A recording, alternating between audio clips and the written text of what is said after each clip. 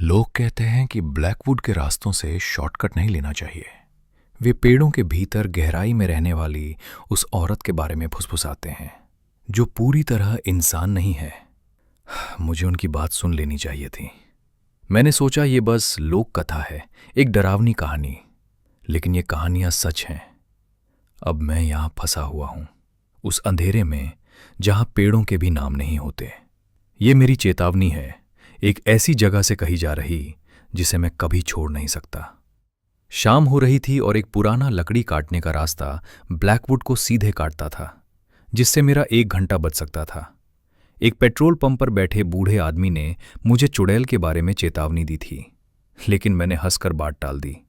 पहले कुछ मिनटों तक जंगल सुंदर लग रहा था, फिर रास्ता अचानक गायब हो गया। मेरे फोन में सिग्नल नहीं था, कंपास बेकार हो गया, उसकी सुई बस गोल गोल घूम रही थी। जब मैंने वापस मुड़ने की कोशिश की तो कोई रास्ता नहीं था, हर दिशा में बस पेड़ ही पेड़ थे। फिर अचानक पूरा जंगल पूरी तरह शांत हो गया। एकमात्र आवाज मेरी अपनी सांसों की थी। तभी एक नई आवाज शुरू हुई, धप धप धप। ये खुरों की आवाज थी, साफ, स्पष्ट और मेरे चारों ओर घूमती हुई। मैं तेज चलने लगा, बस किसी एक दिशा को पकड़कर। तभी मैंने ताबीज देखे, घोड़े के बालों और दांतों के मुड़े तुड़े गुच्छे टहनियों से लटके हुए। वे बिना हवा के हिल रहे थे। मैं सिर्फ खोया हुआ नहीं था, मैं ऐसी जगह आ गया था जहां मेरा होना मंजूर नहीं था। मैं दौड़ पड़ा, झाड़ियों को चीरता हुआ, जब तक कि मैं एक छोटे गोल मैदान में नहीं पहुंच गया। और बीच में वो खड़ी थी।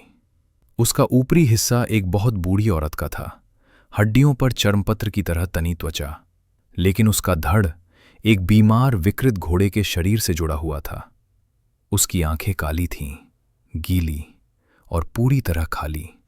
जब उसने सिर झुकाया, उसके गले से एक धीमी टिक टिक जैसी आवाज निकलने लगी।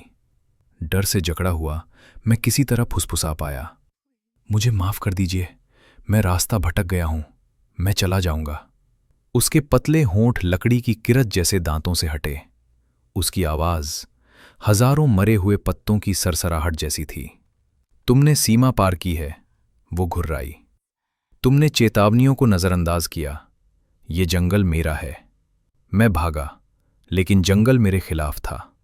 जड़ें जमीन से निकलकर मेरे पैरों में उलझ गईं, टहनियां हाथों की तरह मेरे कपड़े पकड़ने लगीं। तभी मुझे समझ आया, तुम मुझसे क्या चाहती हो? उसने सूखी ठंडी हंसी हंसी। मेरे संग्रह के लिए एक नया ताबीज। तुम यहां से नहीं जाओगे, तुम मेरी नई चेतावनी बनोगे। और अब मैं यहां हूं, कैद। मेरी आवाज अब हवा में घुली एक और फुसफुसाहट है, ब्लैकवुड से बाहर जाती एक और कहानी। मैं उस दूर की सड़क पर चलती गाड़ियों की हेडलाइट्स देखता हूं, वही सड़क जिस पर मुझे रहना चाहिए था। कभी कभी वो मुझे बोलने देती है, मुझे अपनी कहानी सुनाने देती है, लेकिन ज्यादा देर नहीं। काई पर पड़ते खुरों की वही धीमी लयबद्ध आवाज। अब मुझे फिर से चुप होना होगा।